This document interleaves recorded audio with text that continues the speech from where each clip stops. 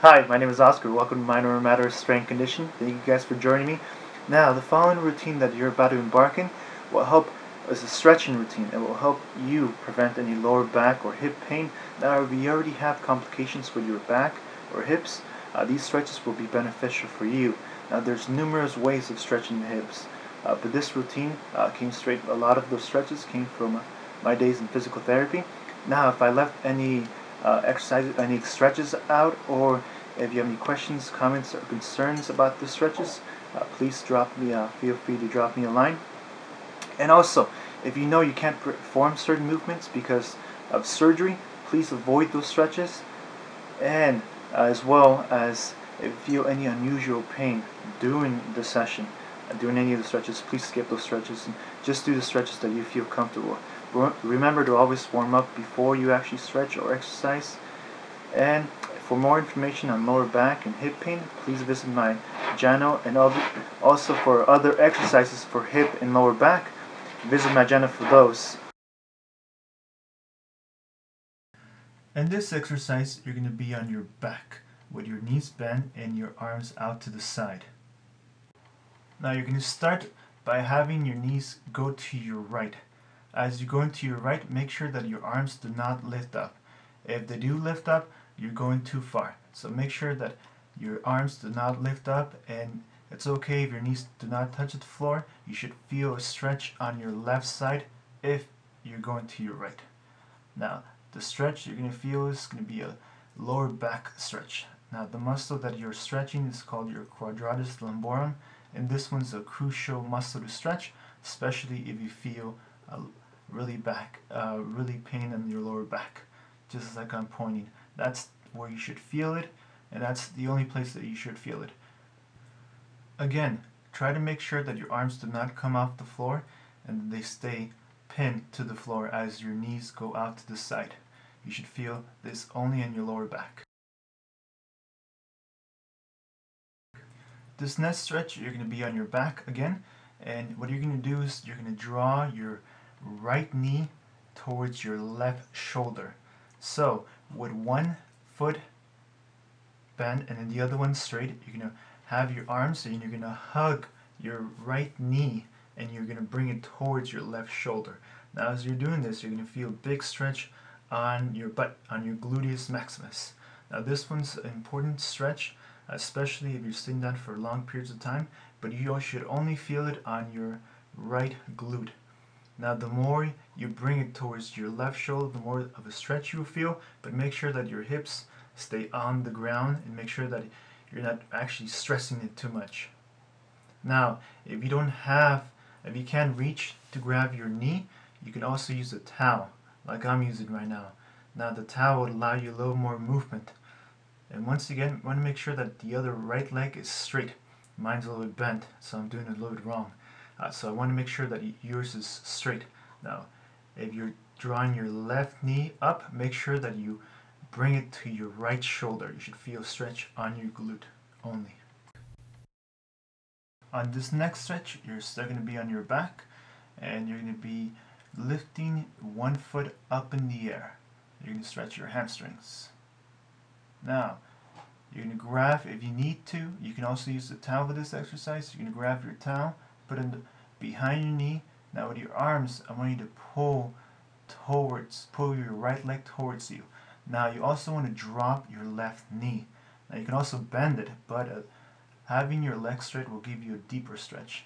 Make sure that your hips are always on the ground, and you're going to go for the time that you desire. And make sure that your toe is going to go point towards you. You're going to feel a deeper stretch once you do this. Now, if you don't need a towel, you can always just grab the back of your knee. So you want to start with your knee bent. Grab the back of your knee, point your toe towards you, and now you're going to have your right leg go straight. You're going to feel more of a stretch, but make sure that your hips do not go out to the side. Make sure they're stable, and you should only feel this in the back of your knee, your calf, and also the back of your thigh. On this next stretch, you're going to have your left knee bent, and with your right feet, you're going to cross it and put it against your left the left knee that's bent. And as you're doing this, I want you to make sure that your hips are stable so that they're not moving. I want you to apply pressure with your right hand, but make sure that your hips do not turn. And just apply light pressure. You should feel stretch on your right hip, in front of your right hip. And as you apply a little more pressure, you should feel a little deeper. If it's too much, make sure that you back off of it. And once again, your hips should always be on the ground. And you're going to switch. Now, once again, you don't want to keep your actual bone right on top of your knee. Your ankle bone does not go on your knee. Now, you're going to press against with your hand.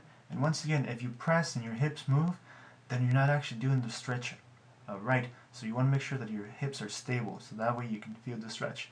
Now, my knees are actually more at the side. Your knee might be closer or lower, but just make sure that your hips are stable. That way you're actually feeling on your inside of your hips as you stretch your hip internal rotators.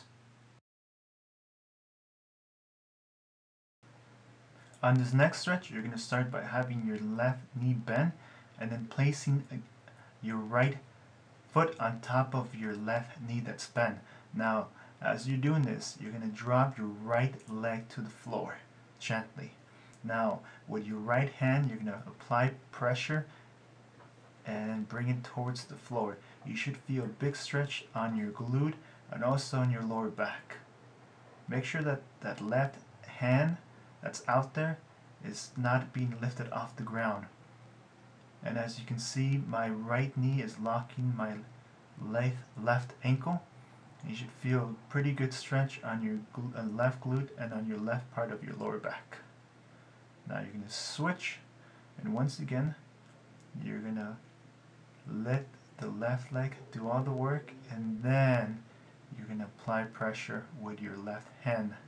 You should feel this on your right glute and also on your lower back. You want to make sure that your hips are also stable on the floor. If they start lifting too much, then try to readjust yourself and then go back to the same stretch. And also remember to keep that right arm on the floor at all times. This next stretch, you're actually going to be on your back, and similar to the other ones you have done, but it's more specific to a muscle known as your piriformis, which can cause a lot of lower back pain. Now, to alleviate it, you're going to want to cross your left knee and you're going to bring your right knee towards your body. Now, you're going to feel a big stretch on your left side. That's going to feel a little deeper than your glute stretch. And if you can also bring your right foot. If not, you can put it back down. Now, this one's also called the figure 4. And once again, you're going to feel a big stretch on your left glute. Now, if you can't do this, you want to grab a towel, grab the back of your knee, and then bring your knee towards you. Now, on this one, you're going to feel a big stretch on the right, a deep stretch on your right glute. That's where the muscle is located, and the reason why it can cause a lot of lower back pain is because if it gets too tight, it parallels right next to the sciatic nerve, and if you touch a little bit of the nerve, it's very painful. So doing this stretch will help alleviate that pain.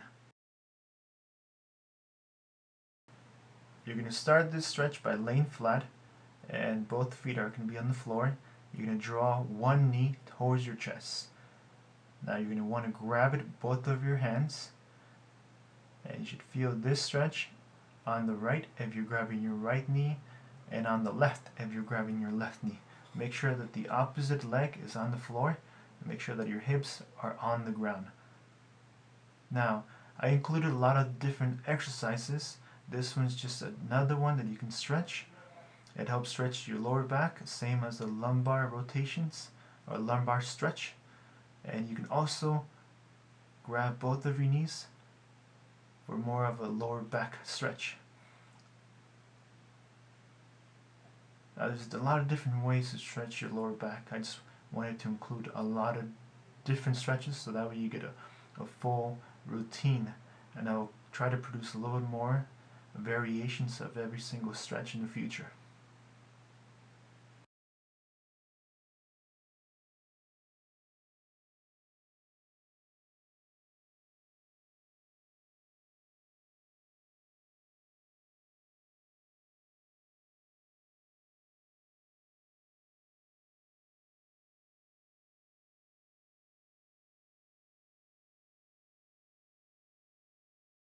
And this next stretch, you're going to be on your side.